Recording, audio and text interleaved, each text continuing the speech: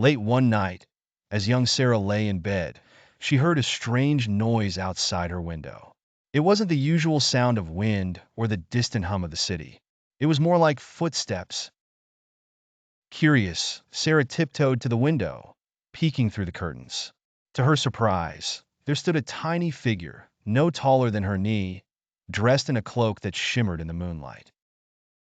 Its face was hidden, but she could see its sparkling eyes. Without a sound, it waved at her and motioned for her to follow. Excited and a little nervous, Sarah grabbed her slippers and crept out of the house, careful not to wake her parents. She followed the little figure into the woods behind her home, where the trees seemed to glow with an eerie light. Suddenly, they stopped in front of an ancient-looking tree with a door carved into its trunk. The tiny figure opened the door and gestured for Sarah to enter.